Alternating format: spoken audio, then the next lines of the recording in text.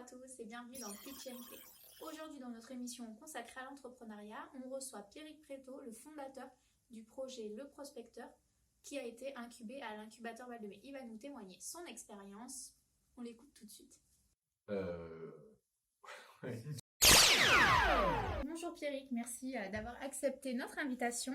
Est-ce que tu peux nous parler un peu de toi ?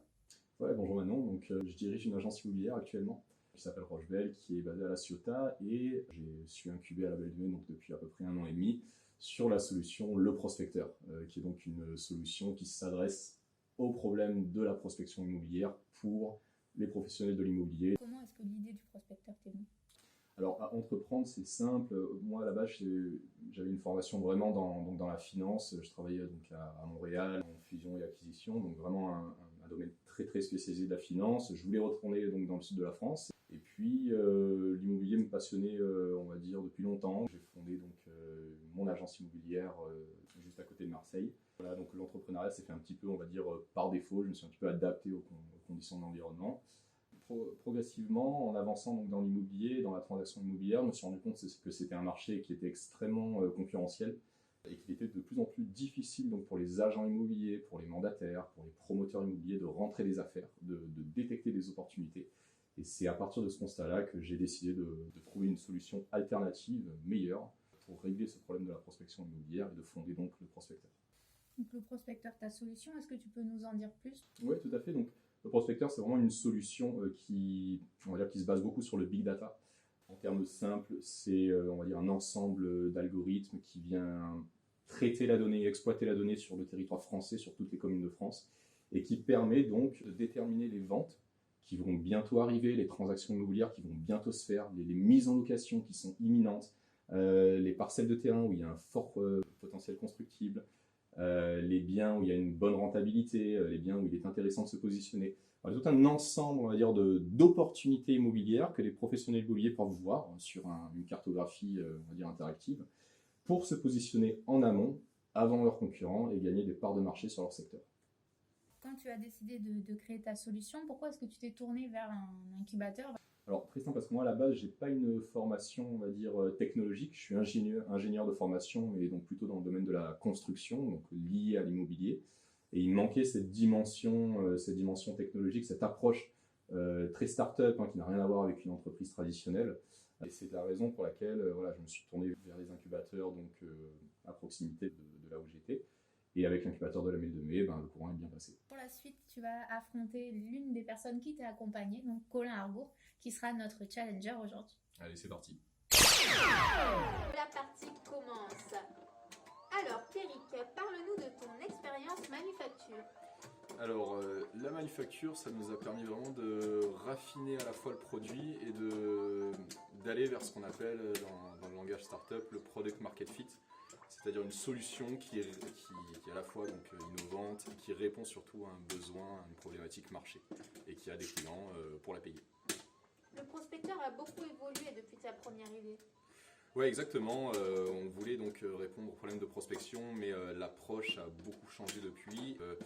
À la fois en réfléchissant sur l'idée et en puisant dans les nouvelles parutions du big data qu'on a réussi à trouver donc notre product market fit pour la prospection immobilière. Quelles sont les difficultés que tu as rencontrées depuis que tu t'es lancé ? Alors, d'abord des difficultés techniques. Le prospecteur, c'est avant tout une prouesse de la data science. Là, vraiment, en plus, en répondant aux questions. Je suis dégoûté. Vraiment une prouesse de la data science. C'était vraiment d'aller fouiller à travers toutes les bases de données. On a à peu près une centaine d'algorithmes qui récupèrent à peu près 2500 champs. Sur les 90 millions de parcelles en France, donc ça a vraiment été un travail de recherche et d'exploration et d'architecturisation de la data science. Donc ça a été vraiment, je dirais, le plus gros défi qu'on a rencontré dans le prospecteur. Est-ce que tu aimes entreprendre ? J'adore entreprendre, honnêtement, depuis que... moi, ça a commencé avec le lancement de mon agence immobilière, mais c'est vraiment l'idée de créer quelque chose à partir de rien, de faire les choses à son idée, d'être libre en le faisant. Est-ce que tu as un conseil pour les entrepreneurs? Un conseil, oui, tester. Tester avant de scaler. Tester tout, tester la solution, tester le marché, tester l'idée, tester le pricing, vraiment faire, je pense que le but c'est vraiment de faire un MVP, vraiment un minimum viable product pour prendre le minimum de risques et tout en réitérant le plus rapidement possible. Alors, un point partout. Est-ce que tu as peur de l'échec? Peur de l'échec, non, parce que je pense que la peur de l'échec, c'est vraiment un frein, je pense, dans l'entrepreneuriat. Et à partir du moment où on entreprend quelque chose, il faut vraiment accepter le fait que ça va peut-être pas marcher. Donc c'est vraiment quelque chose à assimiler, à prendre en compte et à vivre avec. Comment tu vois le prospecteur dans 5 ans? Dominant dans le domaine de la prospection immobilière.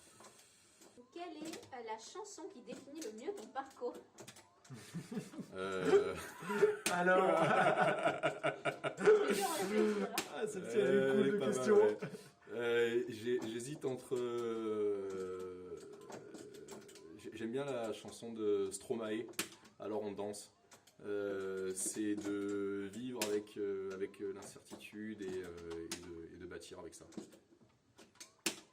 Est-ce que tu as un leitmotiv en tant qu'entrepreneur? Un leitmotiv en tant qu'entrepreneur, exécuter, faire. Voilà. Je pense que l'action, c'est vrai. Ouais, encore perdu. L'action, c'est ce qui prime avant. Allez, motivation. Allez. C'est parti, Il pleut. bergère. Exactement. Pourquoi le nom du prospecteur?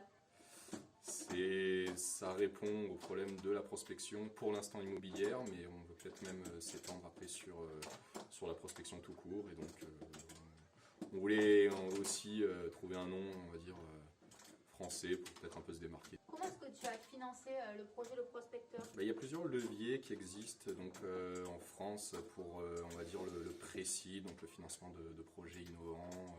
Voilà, il y a la BPI, il y a des incubateurs.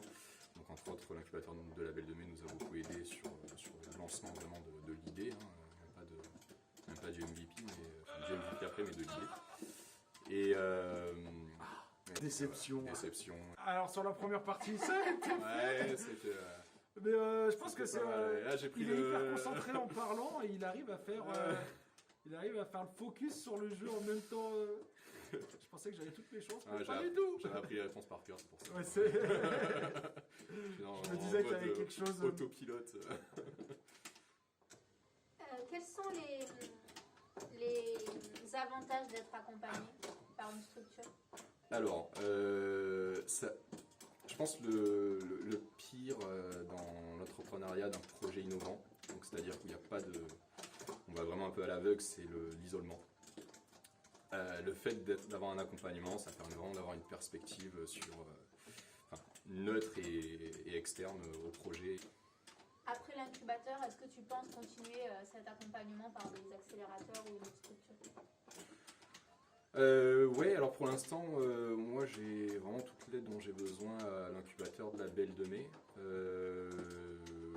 Et pour l'instant, nous on est vraiment là en mode ce qu'on appelle donc bootstrapping, c'est-à-dire qu'on vraiment on finance et on développe la solution à l'interne et à même des fonds propres. Mais oui, plus tard, lorsqu'on a des perspectives plus ambitieuses au point de vue technique, et peut-être qu'on aura besoin, bien joué, d'un accompagnement supplémentaire à ce niveau-là. Quels sont les noms des 3 mousquetaires? Là c'est plus dur. Tout à fait. En plus, en se concentrant, c'est Il a le trou de Athos, Paramis et Porthos. C'est Aramis. Aramis. Paramis. Aramis. Ça fait un nom de médicament un peu Paramis. Ouais, c'est ça. En plus, en me concentrant sur le jeu et de sortir le nom des rois mages à la base. Ouais, Donc, c'est tu vois. C'est quoi le nom des rois mages? Melchior, Balthazar et Gaspard. Excellent. C'est facile pour lui. Est-ce que tu as une question à lui poser ou Pierrick, à contraire, est-ce que toi tu as une question à poser à Colin? À Colin, oui, tout à fait. Dans combien de temps pense-t-il qu'il va perdre sa partie? Alors là, c'est pas parfaitement bien. Ah, pas sûr. Attends, c'est pas je sûr, remonte. c'est pas Je sûr. remonte. Faut peut-être Ah, faire non, tu une peux pas. Allez. Non, lâche pas bon, là, lâche pas bon. Allez. Oui, non, oui. Ah, la chance, il a eu la bonne. Ah non, je vais pas faire ça. Ah, voilà. Justement. Ah, l'erreur. Ah, le film. Mais ça, c'est la morale. C'est la vie, c'est du timing. Exactement. Bon, merci en tout cas à tous les deux, donc à notre challenger et surtout à Pierre Félicitations. d'avoir été avec nous. Bravo Pierrick. Bravo, un check. Belle défaite, hein, j'ai envie de te dire.